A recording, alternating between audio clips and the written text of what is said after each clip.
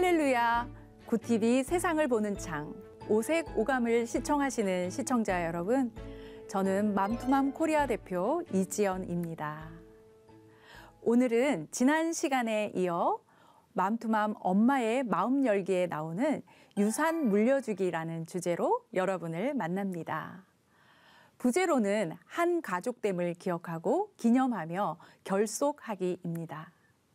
오늘 이야기의 초점은 가족의 전통과 기념일을 통해 건강한 가정 공동체를 세우는 하나님의 계획들을 살펴보는 것입니다.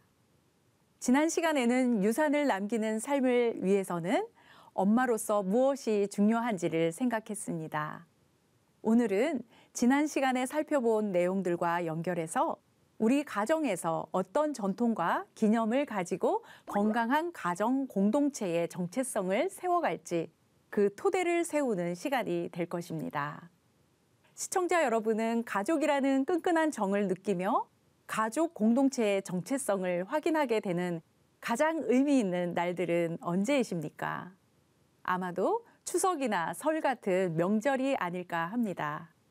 그런데 명절이 설레고 반가운 날이기도 하지만 사실 우리 엄마들에게는 가장 많은 스트레스를 받는 날이기도 합니다.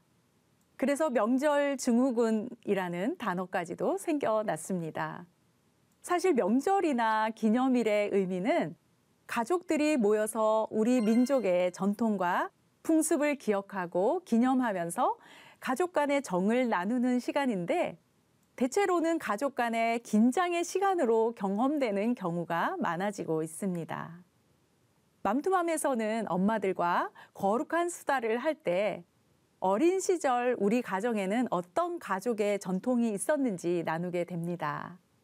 어떤 생일 축하를 받았는지, 부모님의 결혼 기념일에는 어떤 축하를 하는지, 또 주일에는 부모님 손을 잡고 교회에 간 기억이 있는지, 어린 시절 온 가족이 앉아서 가정 예배를 드리는 기독교 가정에서 자랐는지 자유롭게 가족의 전통을 소개하는 시간이 있습니다.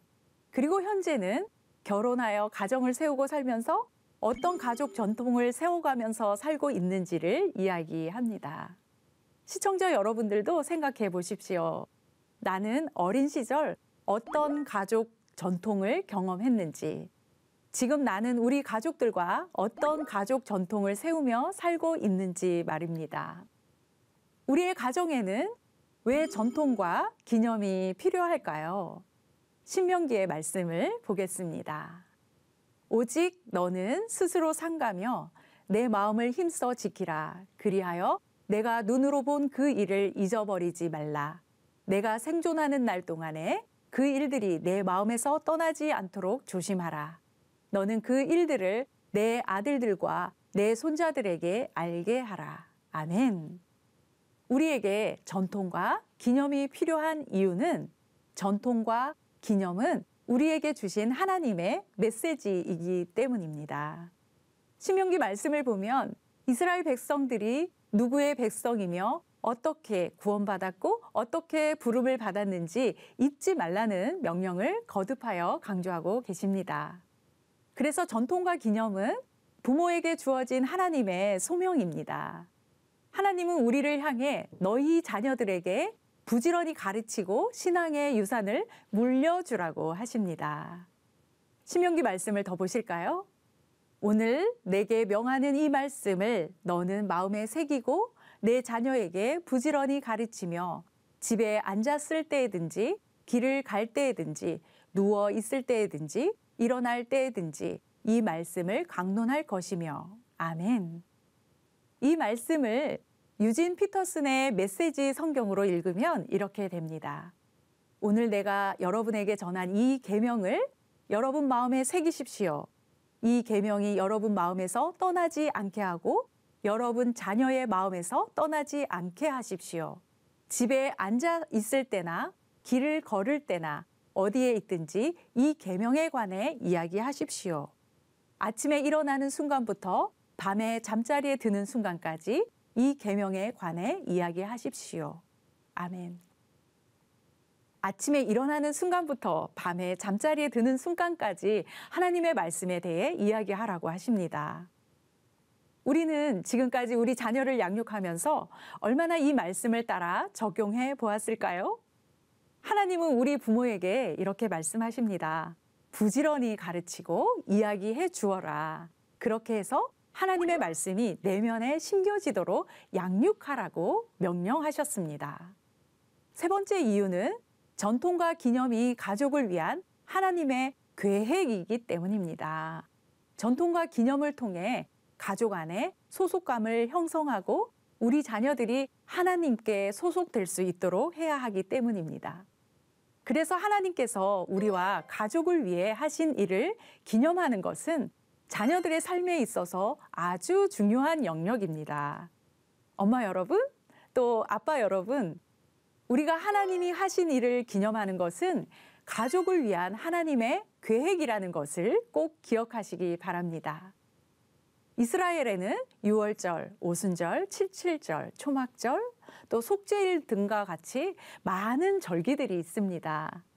이러한 절기들은 하나님께서 이스라엘 민족에게 행하신 일들을 기억하게 하기 위한 것들이었습니다.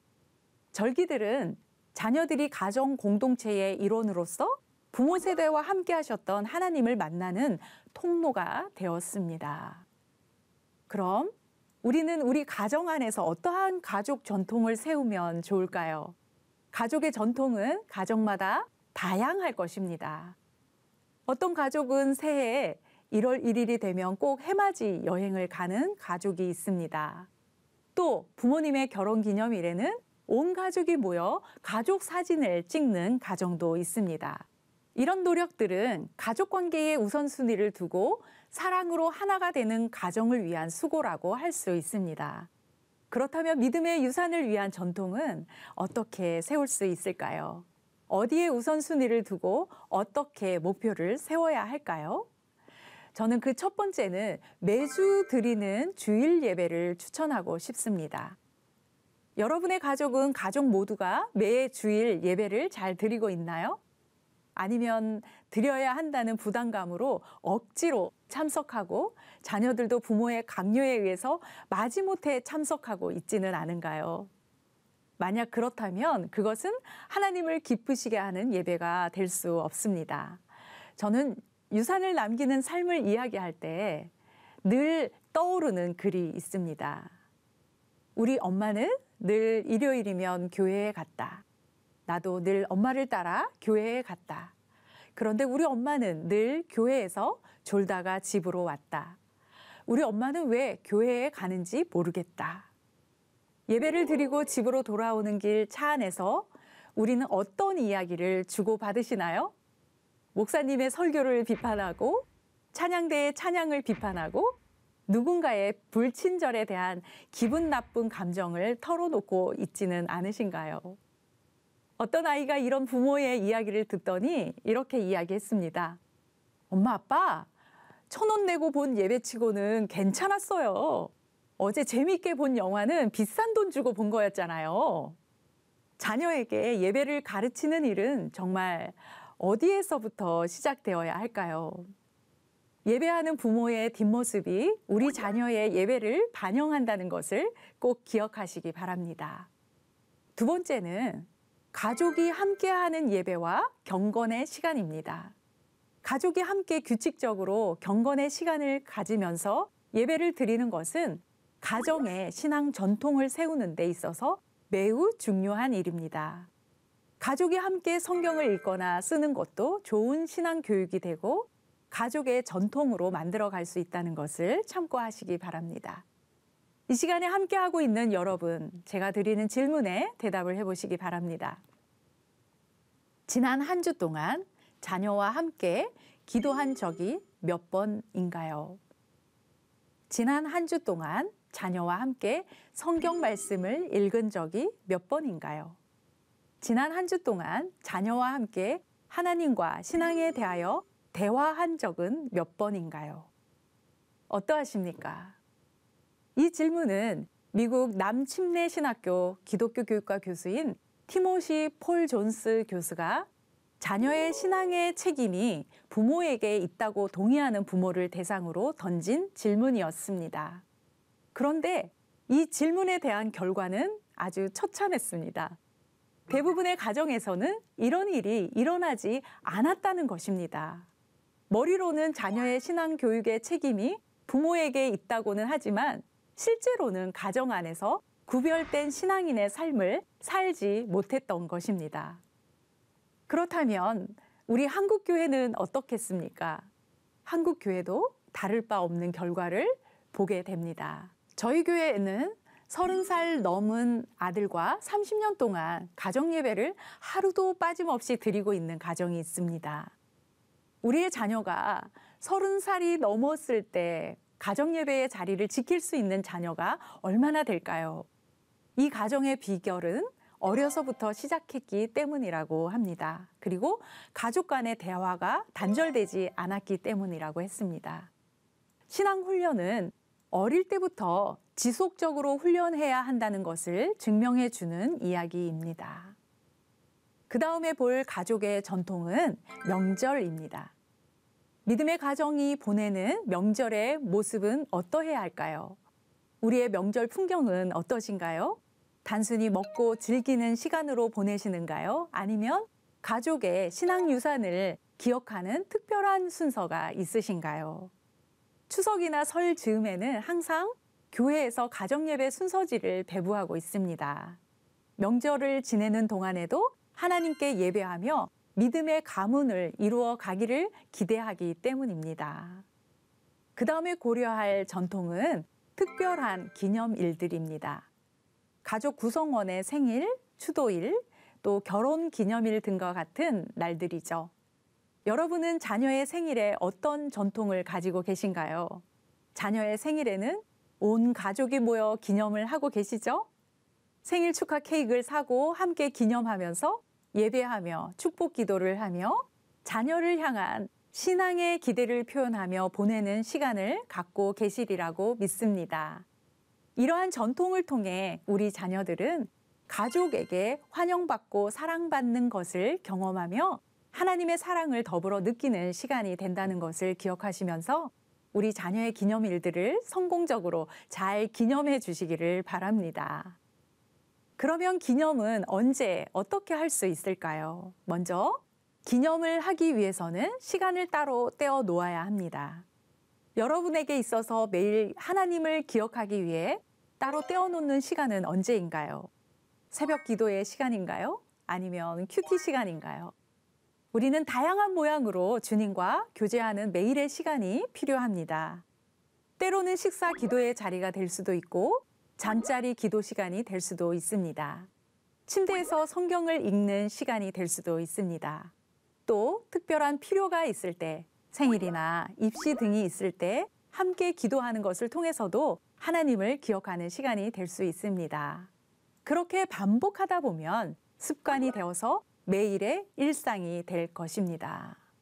두 번째는 매일의 삶과 대화를 통해서 가능할 수 있습니다.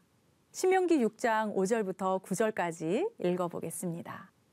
너는 마음을 다하고 뜻을 다하고 힘을 다하여 내 하나님 여호와를 사랑하라.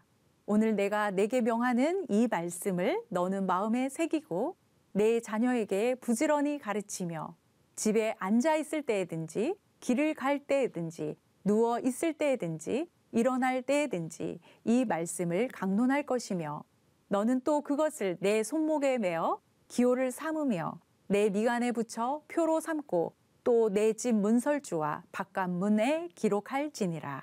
아멘. 하나님은 삶의 모든 환경과 분위기 가운데 하나님의 말씀이 살아 움직일 수 있는 환경을 제공하라고 하십니다. 신명기 6장의 라이프 스타일을 통해 우리 자녀들이 하나님에 관해 매일 배우고 이야기한다면 이러한 과정 속에서 자녀들은 하나님을 점점 더 발견하게 될 것입니다. 자녀가 밤에 잠자리에 들 때 꼭 옆에 가서 손잡고 기도해 주는 것도 좋습니다. 또 기도해 주면서 인생에 있어서 누가 가장 중요한 분인가를 반복해서 상기시켜 준다면 그 시간은 자녀의 인생에서 가장 행복한 시간으로 기억될 것입니다. 셋째는 발견의 순간에 기념해야 합니다. 발견의 시간에 하나님의 이야기 그리고 가족의 이야기를 기념하는 시간을 가져야 합니다. 발견의 순간이 중요합니다. 예를 들어서 아기가 태어났다면 그 순간에 생명을 주신 하나님의 은혜를 인해 가족이 함께 기도할 수 있습니다. 또한 늘 기도하던 기도의 제목이 응답되었다면 그 발견의 순간에 하나님 앞에 온 가족이 함께 감사의 기도를 드릴 수 있습니다. 새봄이 되어 예쁜 꽃이 피었을 때도 또 새봄을 맞이하게 하신 하나님을 기억하며 감사할 수 있을 것입니다. 질병으로 고생하던 가족이 고침을 받았다면 그 고침 받음을 인하여 하나님의 은혜를 감사할 수 있을 것입니다. 우리의 일상 속에서 느끼는 창조의 섭리를 자연스럽게 자녀들과 함께 이야기하면서 세상을 창조하신 하나님을 기억하게 하는 것도 의미가 있는 신앙의 기념을 이어가는 과정이 될 것입니다. 그 외에도 아이들이 봉헌 찬양을 맡았을 때, 또 처음 생리를 시작할 때, 또 첫 상장을 받았을 때, 초등학교 입학을 했을 때, 졸업식이 있을 때, 가족 여행을 떠나게 되었을 때 등등 발견의 순간은 우리에게 수도 없이 많이 있습니다. 발견의 순간에 하나님을 기억하는 시간이 되시기를 바랍니다. 그러면 어떤 방식으로 실생활에 적용할 수 있을까요? 첫째는 질문과 대답의 기회를 통해서 가능하게 할 수 있습니다.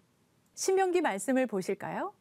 후일에 내 아들이 내게 묻기를 우리 하나님 여호와께서 명령하신 증거와 규례와 법도가 무슨 뜻이냐 하거든 너는 내 아들에게 이르기를. 아멘. 자녀들이 하나님에 관하여 질문을 한다면 우리는 언제든 대답할 준비가 되어 있으신가요? 우리 가정은 정말 우리 자녀들이 언제든 질문을 던지기에 호의적이고 안전한 공간인지 점검해 보시기 바랍니다. 자녀들이 부모와 대화하기 좋아하는가요? 그리고 우리는 자녀의 질문에 잘 대답해 주고 있으신가요? 자녀들이 하나님에 관하여 어려운 질문을 할 때가 있습니다. 오히려 어린 자녀들이 더 난해한 질문을 하기도 합니다. 부모가 정확하고 속 시원한 답을 주지 못하더라도 자녀들의 질문을 중요하게 생각해주고 그 질문에 즐겁게 때로는 진지한 이야기를 나눈다면 우리는 우리의 자녀들과 더욱 친밀해지고 영적으로도 성장하게 된다는 것을 기억하시기 바랍니다. 두 번째 방법은 교회를 통해서 또는 기도와 성경 읽기를 통해서 전통을 세울 수 있습니다. 여러분들은 송구영신 예배에 온 가족이 교회에 와서 예배를 드리시나요? 아마도 송구영신 예배에 온 가족이 함께 예배를 드리고 또 담임 목사님의 안수기도를 받는 것이 현재 자신 있게 말할 수 있는 대표적인 가족 전통이 아닐까 합니다. 사실 많은 가정이 가정 예배를 드리고 있기는 하지만 자녀가 어릴 때는 가정 예배를 드리다가 학업으로 인해 바쁘고 사춘기가 되면 포기해 버리는 경우가 아주 많이 있습니다. 전통적인 예배가 아니더라도 자녀들에게 신앙의 유산을 전수하기 위해서는 함께 기도하거나 성경을 읽거나 성경을 녹음해서 가족끼리 대화하는 채팅방에서 공유를 하거나 그날의 큐티 내용을 함께 나누거나 하는 다양한 아이디어와 방법을 통해서 이 시대의 흐름에 맞는 신앙 전통들을 이어갈 수 있기를 여러분 모두를 응원합니다. 특별하지 않아도 됩니다. 작은 노력이라도 하루하루 쌓여만 간다면 그것이 가정의 신앙 전통이 되어갈 것입니다. 자녀들이 안 따라온다고 멈추지 말고 사랑으로 인내하며 일관성 있게 신앙의 유산을 전수해가는 엄마, 아빠가 되기를 바랍니다. 세 번째는 기념일들을 축하하며 전통을 세워갈 수 있습니다.